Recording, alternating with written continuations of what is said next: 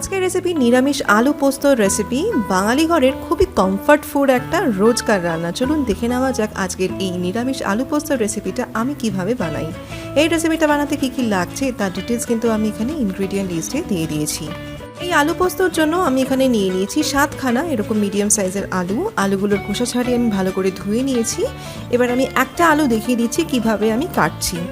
আলুটাকে প্রথমেই আগে এরকম লম্বা করে আর্ধেক করে কেটে নিয়েছি। তারপর একটা অর্ধেক আলুকে আমি দেখুন এরকম 3 টুকরো করে মধ্যখান থেকে কেটে নিলাম। আর তারপর আমি আড়াআড়ি করে এইভাবে আমি ডুমো ডুমো করে ছোটো ছোটো টুকরো টুকরো করে কেটে নিচ্ছি। এইভাবেই আমি সমস্ত কটা আলু কেটে নিয়েছি। আলুগুলোকে কেটে নিয়ে আমি জলের মধ্যে দিয়ে দিয়েছি যাতে আলুগুলো কালো না হয়ে যায়। সমস্ত কটা আলু কেটে নিয়ে ভালো করে জলের মধ্যে ধুয়ে রেডি করে রেখেছি। এবার এই আলু পোস্তর জন্য আমার লাগছে পোস্ত। আমি তার জন্য মিক্সার গ্রাইন্ডার জারের মধ্যে নিয়ে নিয়েছি 5 টেবিল চামচ মতো পোস্ত।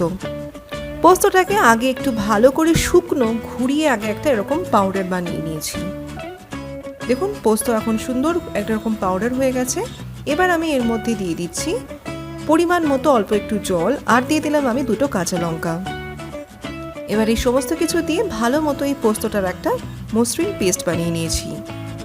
রান্নার জোগাড় এখন রেডি। এবার আমি গ্যাসের মধ্যে কড়া ভালো মতো গরম করে এর মধ্যে দিয়ে দিয়েছি 2 টেবিল চামচ সর্ষের তেল। সর্ষের তেলটা গরম হলে এবার আমি এর মধ্যে দিয়ে দিয়েছি 1/2 চা চামচ মতো একটু 5 ফোড়ন। 5 ফোড়নটাকে হালকা একটু ভেজে নিয়ে এবার আমি এর মধ্যে দিয়ে দিলাম কেটে রাখা আলু। আলুগুলোকে এবার তেলের মধ্যে দিয়ে খুব ভালো করে আগে একটু নেড়ে ছেড়ে একটু ভেজে নিয়েছি।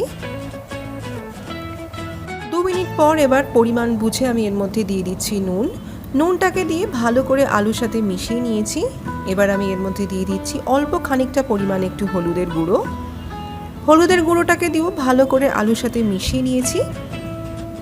আলু এখন ভাজা হয়ে গেছে, এবার তাই আমি এর মধ্যে দিয়ে দিচ্ছি পরিমাণ বুঝে জল। আমি এখানে 2 গ্লাস পরিমাণ একটু জল দিলাম আলুগুলো সেদ্ধ হওয়ার জন্য। এই একই সময় আমি এর মধ্যে দিয়ে দিচ্ছি কাঁচা লঙ্কা। আমি এখানে 3খানা এরকম কাঁচা লঙ্কা দিচ্ছি। আর দেখুন কাঁচা লঙ্কাগুলোকে আমি একটু এরকমভাবে ভেঙে দিচ্ছি, এতে ঝালটাও উঠবে আর সুন্দর একটা ফ্লেভারও আসবে। সমস্ত কিছু ভালো করে মিশিয়ে নিয়ে ঢাকাটাকে চাপা দিয়ে আমি রান্নাটাকে হতে দিয়েছি আরও 10 মিনিটের জন্য। গ্যাসের ফ্লেম কিন্তু এই সময় মিডিয়ামে রেখে দেবে। 10 মিনিট পর ফিরে এলাম। দেখুন আলু কিন্তু এখন খুব ভালো মতো সেদ্ধ হয়ে গেছে এবং বাড়তি জলও কিন্তু এখন একদম নেই। আমি খুন্তি দিয়ে একটু আলুগুলোকে কেটে নিয়ে দেখিয়ে দিচ্ছি। দেখুন আলু একদম সুন্দরভাবে নরম হয়ে গলে গেছে। এবারটাই আমি এর মধ্যে দিয়ে দেবো বেটে রাখা পোস্ত।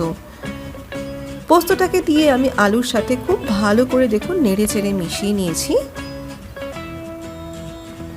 মিক্সার গ্রাইন্ডারের বাটিটাকে ধুয়ে সামান্য একটু জলও আমি এর মধ্যে দিয়ে দিলাম। জলটাকে দিয়ে ভালো করে মিশিয়ে নিয়েছি। এবার যেমন আপনারা আলু পোস্ত গ্রেভি খেতে পছন্দ করেন, যেরকম মাখা মাখা বা একটু গ্রেভি খেতে চান, সেই রকম পরিমাণটা বুঝে একটু জলটা দিয়ে দেবেন। আমি এখানে আরও খানিকটা পরিমাণ একটু জল দিয়ে দিলাম। এবার এটা ভালো করে মিশিয়ে নিয়েছি। এবার আমি এর মধ্যে দিয়ে দিচ্ছি খুব সামান্য পরিমাণে একটু চিনি। চিনিটা দিলে রান্নাটা একদম ব্যালেন্স হয়ে যায়। এবার এই সমস্ত কিছু ভালো করে মিশিয়ে নিয়ে ঢাকাটাকে চাপা দিয়ে 2 মিনিটের জন্য আমি একটু হতে দিয়েছি। গ্যাসের ফ্লেমটা কিন্তু এই সময় একটু কমিয়ে দিয়েছিলাম। 2 মিনিট পর ফিরে এলাম, ঢাকাটাকে সরিয়ে নিয়ে দেখাচ্ছি। দেখুন আলু পোস্ত কিন্তু এখন একদম রেডি হয়ে গেছে। বেশ মাখা মাখা একটা টেক্সচার চলে এসেছে। ঠিক এরকমই কিন্তু আলু পোস্ত আমাদের বাড়ির সকলেরই ফেভারিট। আর ঠিক আলু পোস্ত নামাবার আগে আমি ওপর থেকে একটু দিয়ে দেবো কাঁচা সর্ষের তেল। কাঁচা সর্ষের তেল দিলে কিন্তু এই আলু পোস্তর দারুণ একটা সুন্দর ফ্লেভার আসে, বেশ একটা ঝাঁঝালো হয়। সর্ষের তেলটাকে ভালো করে আলু পোস্তর সাথে মিশিয়ে নিয়েছি। এইবার এই গরম গরম আলু পোস্ত বিউলির ডাল দিয়ে পরিবেশন করুন। ঘটি বাড়ির কিন্তু ফেভারিট রান্না ভাত, আলু পোস্ত আর বিউলির ডাল। আপনারাও ট্রাই করে দেখুন। আশা রাখবো আজকের এই রেসিপি আপনার এবং আপনার পরিবারের সকলেরই ভালো লাগবে। আজকের রেসিপিটা ভালো লাগলে কিন্তু প্লিজ এই ভিডিওতে লাইক আর শেয়ার করতে ভুলবেন না। জানাবেন কেমন লাগলো। Thanks for watching. বাই।